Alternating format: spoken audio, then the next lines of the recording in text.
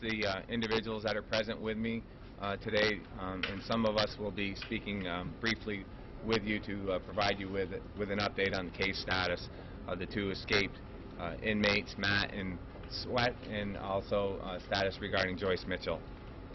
Present, obviously, to my left is New York State Police Major for Troop B, Major Guess.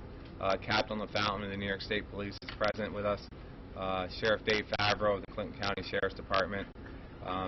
We have Chris Grogan with CBP, Tom Gallagher with the Air Marine, Norm Legue with U.S. Border Patrol, Paul Mongilio, Field Operations, Tim Dunham with the FBI. We have Colonel Bradford with DOCS, Captain North with DOCS, Captain Darrow with DEC Police, Captain Strife with the State Forest Rangers, Dave McNulty with the U.S. Marshals District, and Plattsburgh City Police Chief Desmond Rasico. At this point in time, to start off, I will ask Major Guest to provide a briefing on the status of the search and the initial investigation aspect. Major Guest.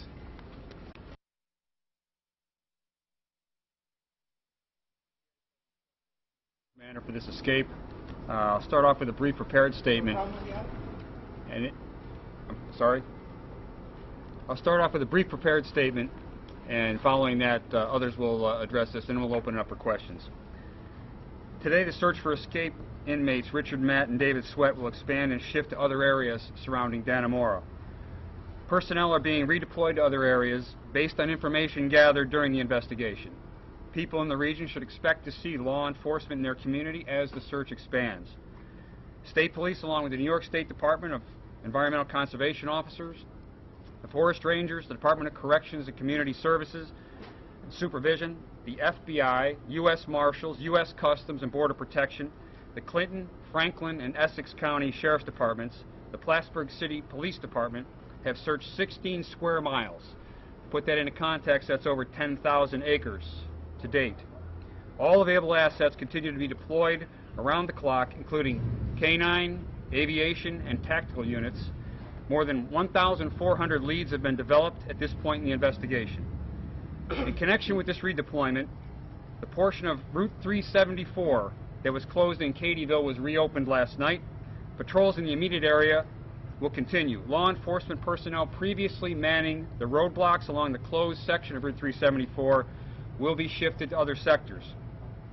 The State Police want to thank all of our state, federal, and local law enforcement partners, many of who are standing with us here today, and continue to provide the much-needed manpower, equipment, and expertise for this effort. We also want to thank the communities for their continued patience and support. As always, the public should not hesitate to report any suspicious activity by contacting 911, your local law enforcement agency, or the New York State Police to report any information related to the investigation, or using our tip line, 1-800-GIVE-TIP. As a personal note, I'd like to remind all involved that the volume of purported confidential information provided to the media by unnamed sources or those allegedly close to the investigation does not aid in this investigation. In fact, it imperils the investigation. Those responsible put our law enforcement officers and responders at risk, hampers our ability to get ahead of the fugitives, and prolongs the threat to the general public. In my 25 years of law enforcement experience, I've never witnessed better interagency cooperation. While no incident is perfect, especially with this volume of information, size, scope, and scale of the investigation, we are well coordinated, as evidenced by the team behind me. I'd now like to turn it over to Captain LaFountain, who's our BCI captain in Troop B.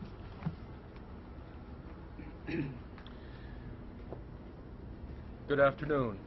I would first of all like to thank all of our partners that are here who have been so instrumental in the investigation to date and continue to do so.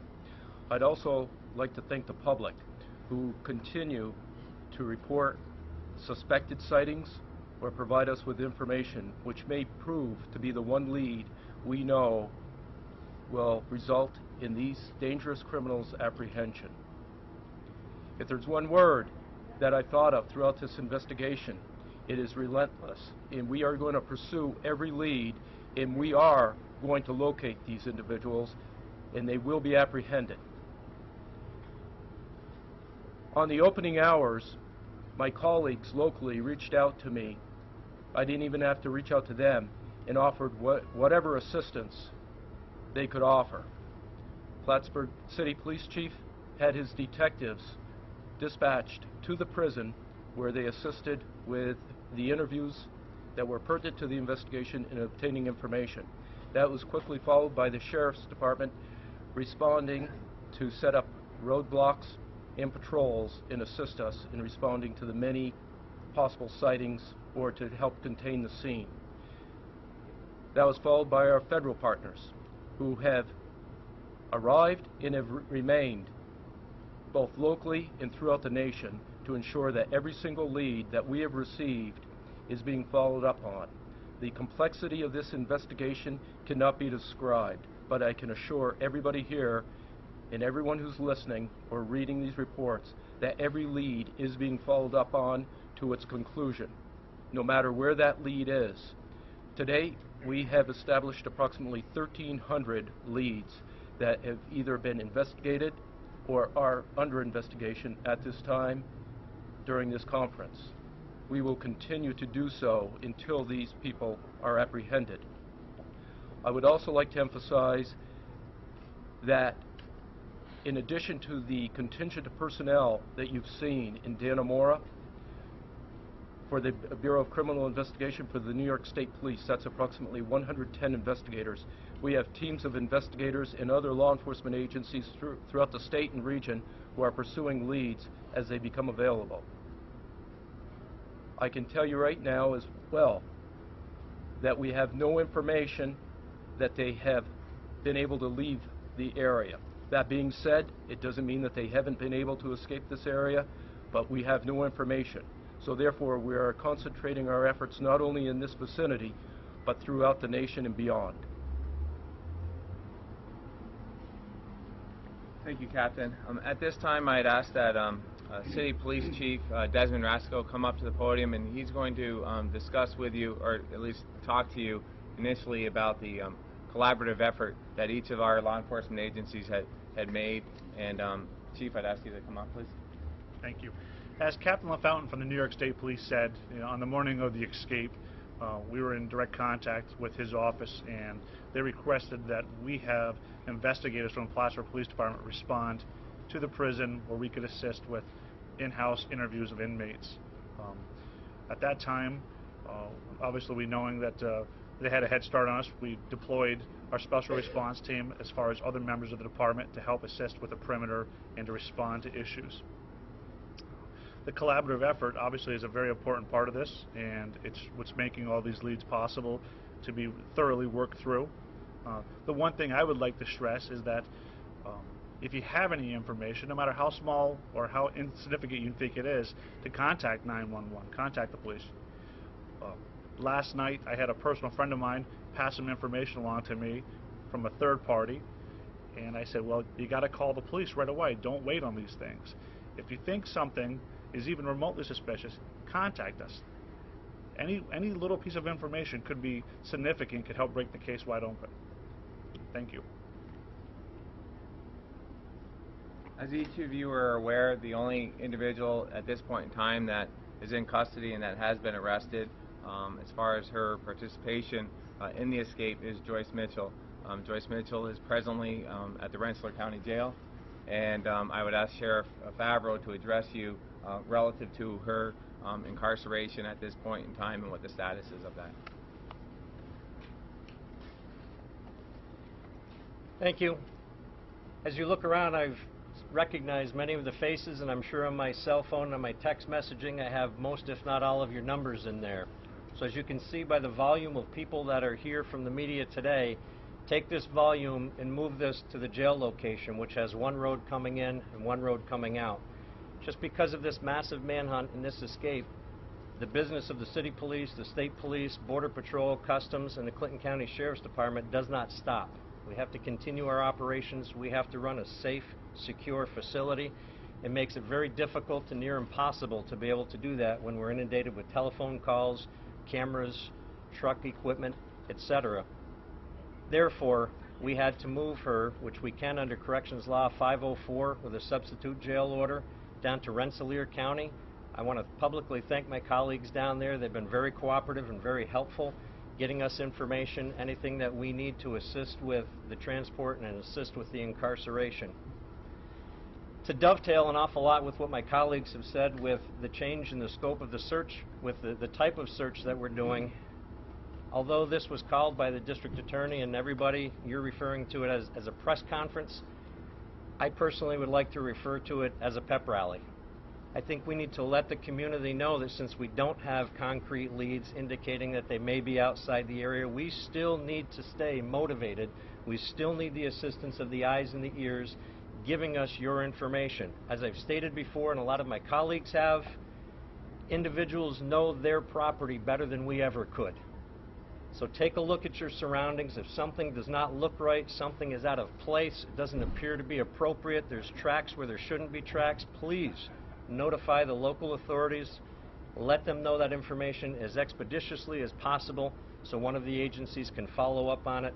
That's going to be our biggest key to success, is keeping everybody motivated and keeping everybody alert and looking. Thank you. That concludes the, at least the initial statements that each of us will make at this point in time, and now we'd open the, basically the floor up to questioning.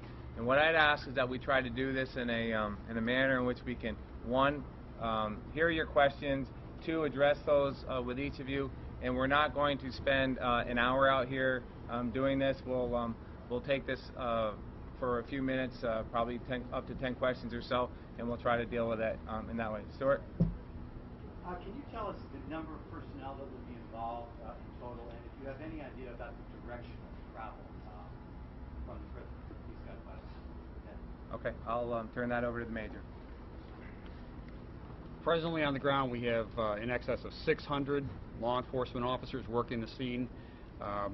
Direction of travel, since we've closed the perimeter box after thoroughly sweeping that area, our intention is to look at the viable high-speed avenues of egress from Dannemora prison facility into points on all cardinal directions. We're not ruling anything out. We're not taking anything for granted. Major, is there any plans to arrest Lyle Mitchell at this time? I will not comment on a pending investigation or pending arrest. A question for Captain LaFountain, if I may. Hi, Captain. Anna Warner with CBS News. Yes. Given that you're now having to look elsewhere, do you feel like there was any miscalculation in spending so much time searching so close to the prison? Absolutely not.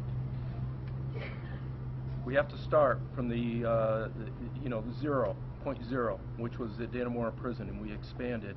It's based on information that we obtained, throughout the or during the initial stages of the investigation. We have to exhaust that. As I said, there is no hard evidence that they are outside the area. That being said, I cannot rule that out, but we're going under what I think is the logical belief they can be anywhere. We're not going to rule this area out until we have identified a location that they're at and verified that. So no hunch right now as to where they are? I don't operate based on hunches. We operate based on evidence, and that's what we're looking for. Captain, Are law Captain. enforcement looking at surveillance video? I think that came in yesterday of 5 men in a red van at a convenience store the night they escaped, but the tip only came in yesterday. We are looking at surveillance video. I can tell you this, there is no technique or law enforcement tool that is not being used by the state police or by our federal agencies. Any avenue that needs to be pursued will be pursued. We're doing it in a joint and coordinated fashion and effort. We're reviewing every piece of evidence that we possibly can. It has been 12 days since all this began. I think many people hope for a quick resolution. The fact that it's approaching 2 weeks and there's been no capture of these escapees has made some people wondering how efficient this process has been. Can you talk about that? Is it unfair to expect a quick resolution? And how can you guarantee that these gentlemen are going to be arrested eventually? It is my belief, my very strong belief, that each and every one of these members of law enforcement that are out, have been working since Saturday morning on this case, are putting in every effort that they can. We're talking about two men who have been very elusive. They came up with a very elaborate and creative plan to escape from one of the most secured facilities in New York State, if not in the United States. And so that is what we are defending right now. And as far as the efforts of each and every one of these law enforcement officers, you cannot discredit that in one single bit. I fully support the efforts that they have. As Captain LaFountain just indicated, and the Major has talked about, we had a massive perimeter search in an area that we had information that these two men could have been at, and we haven't totally exhausted that, but we need to open this up, as the Major and the Captain have indicated. So. Is it unfair, though, to expect a quick resolution to this? Can you prepare the public for this to be a very long, weeks, months type search? Sir, they may be, they may be located today. We don't know that. We may get that lead today that will allow us to pursue that, that arrest. I'll leave any further comments to the Major, though. Thank you. The question was it a waste of time, or did we delay the investigators' effort? It's an emphatic no. Captain LaFountain answered that, but I can tell you that the state police and all the men and women of these agencies you see behind me are capable of doing more than one thing at a time. Major, we spoke to residents who were scared, who were frightened, who were concerned that these individuals haven't been captured. It seems like little progress has been made. How do you comfort them? We comfort them with the appearance of the assets behind us and a consistent message that we're doggedly pursuing every lead. We're on the ground, having a visible police presence, and that we are there in the community. Even though the roadblocks and perimeter no longer exist, we have quadrupled the number of roving patrols. There is still a very strong presence in this region. They feel safe in their country homes and their hunting camps up in the woods. Obviously, there are hundreds, if not thousands, of hunting camps and homes in this region. We've gone door to door on a good portion of those, and we've used certain techniques to advise the homeowners that we have checked their property. And if they haven't been there yet this season, we've asked them upon arrival to let us know that. And if there are any questions, or if they need us to even come to the scene before they make first entry, we're willing to do that to assure their safety. Are these men receiving help besides Joyce Mitchell? I'm sorry? Are these men receiving help besides Joyce Mitchell now that they're on the outside? Have you developed any information that they may have additional outside help? We're looking at everything, outside and inside the facility. And I cannot comment beyond that because that would affect our confidential investigation. Are you scaling back the numbers of officers who are out there searching? At one point you had 800 or more. Are there fewer out there, and if so, why? That's a great question. It's roughly 200 less. The reason for that is simple. Since we're no longer containing a hard perimeter, we wanted to release those individuals back to their facilities. Typically, they come from our Department of Corrections and Community Services. So they can go back, refit, and prepare for the next move. The next move may be that we harden up a perimeter someplace and they're immediately deployed. I will assure you that we retain the number of tactical, canine, aviation, and ground search elements to close in rapidly on any location, given the proper lead from our investigators. Sheriff Adler, can you talk about Joyce Mitchell's state when she was in Clinton County jail, and was she on suicide watch? Let me just answer this gentleman's question first. We'll do that as long as it takes. Sheriff? She's rather composed, given the gravity of what's going on throughout the county. She watches the media, she sees what's happening, so of course, that can have an effect on somebody. The term suicide watch hasn't been used in the facility. We do direct supervision. We put one officer directly on an inmate like this because of everything that's going on. It's human nature that it could have multiple impacts on somebody, both emotionally and physically, things that none of us could predict, that the medical field couldn't predict. So rather than wait for something to happen, we're trying to take a proactive stance and make sure that she's safe and secure. Thank you.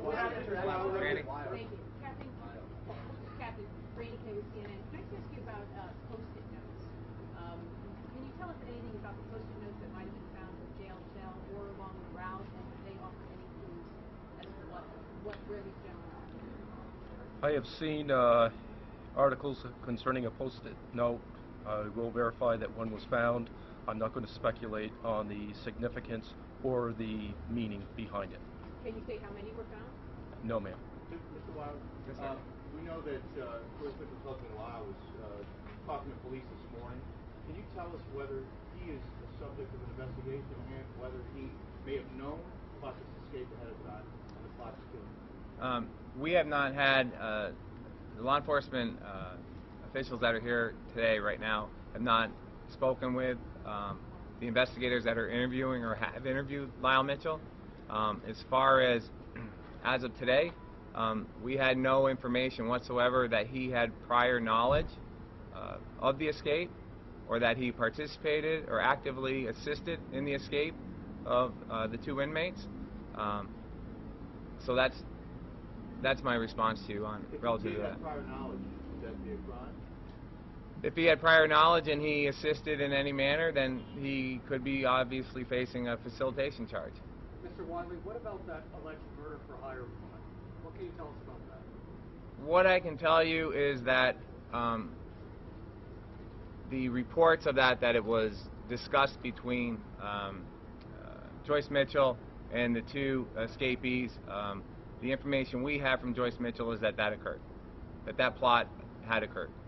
And that's all I'll speak of that, because we don't want to get into the relative issues of it on the investigation.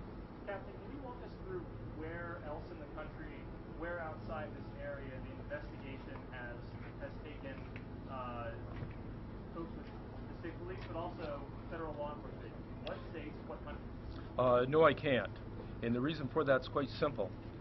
We all know from past experience that these people watch the news and they listen. We're not going to tip our hand as to where we're looking. I can tell you right now we are embedded with the FBI, the U.S. Marshals Service, and other federal agencies. We will go wherever we are needed, whether we send teams of state police investigators wherever the lead may be, or we rely upon our federal partners or other law enforcement throughout the country or throughout other countries.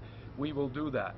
I can tell you that the U.S. Marshals Service is working along the Mexican border, ensuring that the border is well aware of these escapees and the past history associated with that. The flyers are being distributed by the Marshals Service. We're reaching out to our partners to assist us in that. But to give you specific locations, no, it wouldn't be appropriate. I'm sure you all understand the reasoning behind that. We're going to wrap this up right now, and we want to thank you for being here.